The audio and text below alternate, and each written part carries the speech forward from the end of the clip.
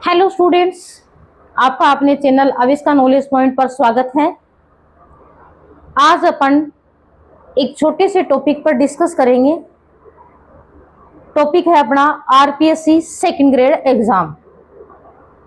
तो एग्जाम जो है वो जुलाई के अंदर होने वाली है। इसमें एक छोटी सी स्ट्रेटेजी मैंने बनाई है तथा एक थोड़ा सा मोटिवेशन दिया है कि इस एग्जाम के अंदर अपने को किस तरीके से पढ़ना है।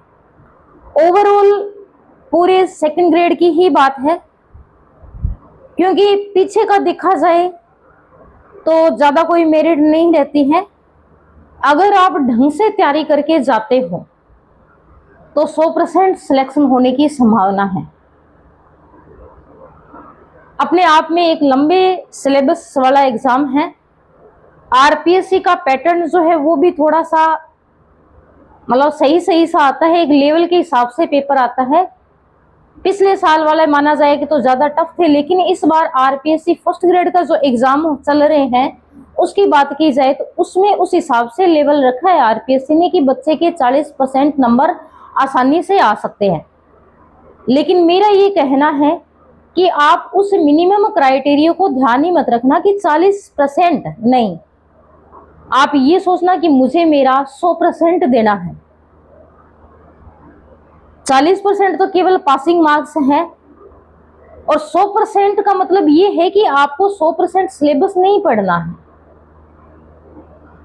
अपने को कितना चाहिए, जो पीछे के पेपरों का एनालिसिस करते हैं अपन, तो पीछे के पेपरों में 50% औसत मेरिट रह रही है। हमें उस हिसाब से ही तैयारी करनी है कि 50% के आसपास अपन पहुंचने वाले हैं।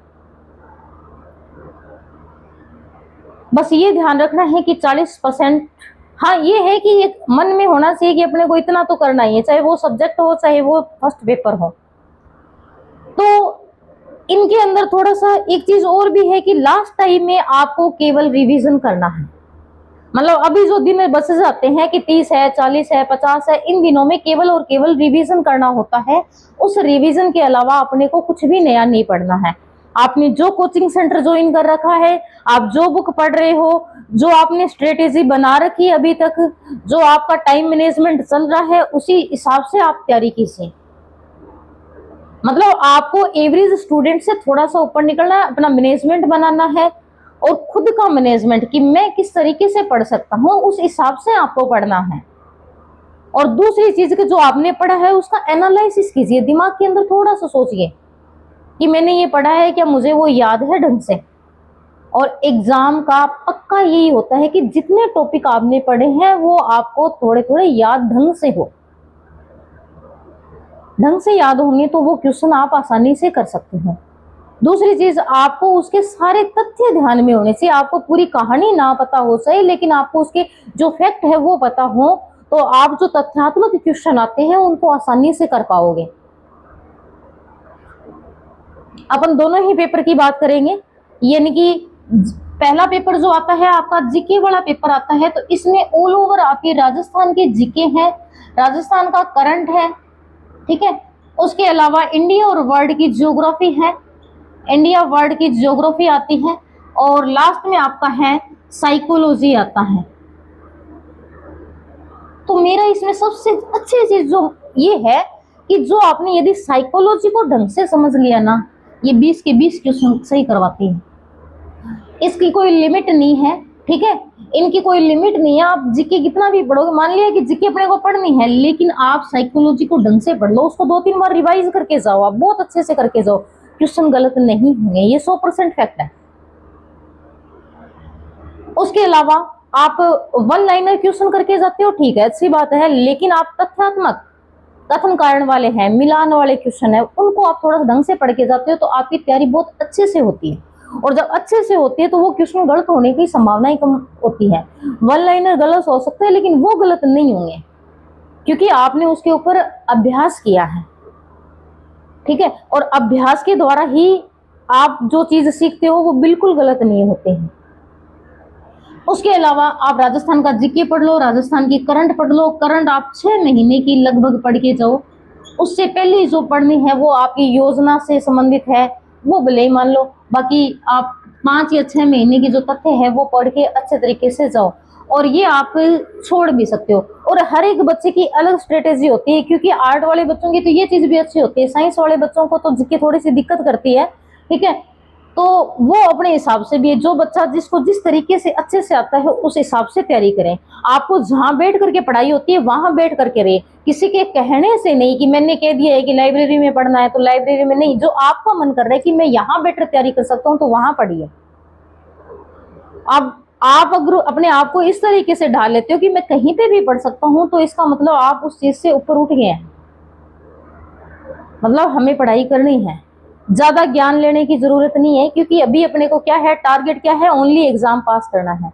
ज्यादा सिलेबस नहीं पढ़ना है, केवल जो एग्जाम पे फोकस है वही पढ़ना है। ना कोई नए अलग अलग चैनल देखने हैं, ना कोई ज्यादा करंट अफेयर देखना है। जो आप कर रहे हो उसी को रिवाइज करो। ना कोई नई बुक पढ़नी है, नई बुक से कंफ्यूजन पैदा होता है। हर एक बुक जो होती है वो आपका 60% कवर करती है। कोई भी जो आप बुक पढ़ रहे हो या कोचिंग के नोट्स पढ़ रहे हो उसी को पढ़िए, उसी पे फोकस रहिए। हम दोबारा दूसरी चीजें पढ़ते हैं ना तो उसमें पजल होते हैं, और आपकी एक बुक कितना कवर कर रही है ये मेरा मानना है। अपनी मेरिट तो कम ही रह रही है, 50 रह रही है, औसतन यही है। दूसरा जो पेपर है, सेकंड जो पेपर है, सेकंड पेपर के अंदर जो भी सब्जेक्ट है उस सब्जेक्ट के क्वेश्चन रहते हैं, ठीक है। और उसके बाद में टीचिंग मेथड आती है। टीचिंग मेथड का जो है, अब इसमें भी मैं ये कहूँगा कि ये आप अच्छे से कर लो, ठीक है। चाहे सब्जेक्ट आपका कोई भी हो, सब्जेक्ट जिसका अच्छा होता है, जिसने पीजी की है उसका सब्जेक्ट अच्छे होता है, और जो रेगुलर पीजी करता है वो बच्चा स्ट्रॉन्ग होता है, तो उस बच्चे का सेकंड ग्रेड के सब्जेक्ट में ज्यादा दिक्कत नहीं आती है। लेकिन हर कोई बच्चे की बात की जाए तो टीचिंग मेथड कीजिए आप, ठीक है। ये आपके क्वेश्चन गलत नहीं होने देंगे, लगभग सही होंगे। सब्जेक्ट में भी आप सारा पढ़ते हो ना तो दिक्कत आती है, क्योंकि पीछे यदि मैं मान लो मैथ्स की बात करूं, मैथ्स के अंदर तो सारी सीटें खाली ही थी। ये साइंस वाली फैकल्टी जो है वो स्कूलों में खाली हो रही है, मैथ्स के टीचर ही नहीं आ रहे हैं। तो मैथ्स के भी बढ़िए, उस पर अपना फोकस कीजिए। पूरी मैथ पढ़नी मुश्किल है, लेकिन आपको उस हिसाब से, जैसे मान के चलिए कि 100% सिलेबस है तो उसमें 60% आप पढ़ो, 60% 70% कवर कीजिए, आप 40% का क्राइटेरिया कर लोगे। तो इस हिसाब से तैयारी करनी है, बिल्कुल भी निराशा महसूस नहीं करनी है, नेगेटिव महसूस नहीं करना है। अपने आप को पॉजिटिव रखिए कि हाँ मैं अपना बेटर कर रहा हूँ। लक्ष्य आपने चुना है, इरादा भी आपका ही है। चाहे कोई भी कोचिंग हो, चाहे कुछ भी हो, आप जहां से भी पढ़ रहे हो, आपका मन की जो दृढ़ इच्छा है वो आपको लक्ष्य तक जरूर लेकर के जाती है। तो इधर उधर नहीं जाना है, अब केवल रिवीजन करना है, रिवीजन पे फोकस करना है। एक ही चीज अपने को ध्यान में रख करके पढ़ाई करनी है, बार बार इधर से उधर नहीं चलना है। जहां आपसे सूटेबल पढ़ाई हो रही है वहीं पढ़ाई कीजिए, अपना टाइम टेबल खुद बनाइए। रोज सेम टाइम टेबल से पढ़ाई होना मुश्किल है। आप अपने शेड्यूल, आप ये सोचते हो कि आज मेरे को ये है, आज रात को पढ़ने का मूड था 12 बजे तक पढ़े, लेकिन कल सुबह डिस्टर्ब हो गए 12 बजे तक पढ़े, तो आप आपको जिस हिसाब से अच्छा लग रहा है कि मैं आज रात को 12 बजे पढ़ रहा हूँ, पढ़ लो, कोई दिक्कत नहीं है। कल दूसरे दिन थोड़ा सा लेट भी उठोगे तो खुद का जो सिस्टम है उस हिसाब से आप पढ़ाई कीजिए, आप श्योर सक्सेस होगे। एक छोटी सी प्लानिंग थी कि आपको क्या करना है, ये चीजें मेरे हिसाब से तो ये पढ़ना बेटर है, ठीक है। सब्जेक्ट अच्छा होता है यदि आपने अच्छे तरीके से पढ़ाई की है। ग्रेजुएशन में बच्चे थोड़ा सा पढ़ते नहीं है, इधर उधर जाते हैं, लेकिन ग्रेजुएशन पढ़नी चाहिए, ये आगे काम आती है। अब समझ आ रहा होगा आप लोगों को, ठीक है। और दूसरी चीज ये है कि पढ़ाई में ऐसा नहीं होता है कि हमें याद नहीं रहता है, आपको याद रहता है। कई बार बच्चे हमारे पास भी आते हैं कि हम पढ़ते हैं तो भूल जाते हैं। इसे भूलने का कोई कारण नहीं होता है, भूल जाते हैं, लेकिन उसका कारण क्या है कि हमने एक टॉपिक पढ़ लिया, उसके बाद दूसरा टॉपिक पढ़ लिया, तीसरा टॉपिक पढ़ लिया, चौथा टॉपिक पढ़ लिया, लगातार पढ़ते जाते हैं और पढ़ तो सारा लेते हैं, लेकिन ये नहीं पता होता कि पीछे वाला क्या था। आप एक टॉपिक को पढ़ते हो, उस टॉपिक को एनालाइज कीजिए, आप उसको माइंड में थोड़ी सी देर सोचिए। आपको उसके सारे 20 के 20 पेज है वो याद नहीं होंगे, लेकिन उसके 5 से जो मेन चीजें हैं वो आपको याद रहेगी, ठीक है। और ऐसा कभी नहीं होता कि 100% अपने को अपने माइंड के अंदर सेटअप रहेगा, क्योंकि एक मेमोरी जो है वो रिप्लेसमेंट मेमोरी होती है मनुष्य की भी, ठीक है। तो जो अब पढ़ रहे हो वो अच्छे तरीके से याद रहेगा, आने वाले फ्यूचर में ये भी रिप्लेस होगा। हम जब छोटे थे तो अभ्यास करते थे, हमें पहले ये सिखाया गया था कि जब हम छोटे बच्चे होते हैं तो शुरू में क है या ए है, इसका अभ्यास करवाया जाता है। वही चीज सेम है यहाँ पे, अभ्यास के ऊपर ही डिपेंड है। ठीक है, ये नहीं था कि ये हमने पहले ही सीख लिया था, ये भी हमने आज सीखा है, ये हमने पहले सीखा था। दोनों ही चीजों में अभ्यास है।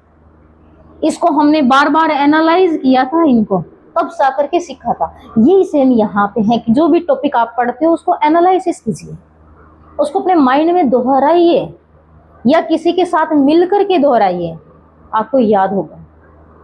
ठीक है, भविष्य में जितने दिन बचे हैं उन पे फोकस कीजिए, अपना खुद का ध्यान केंद्रित कीजिए, 100% सिलेक्शन होगा। All the best.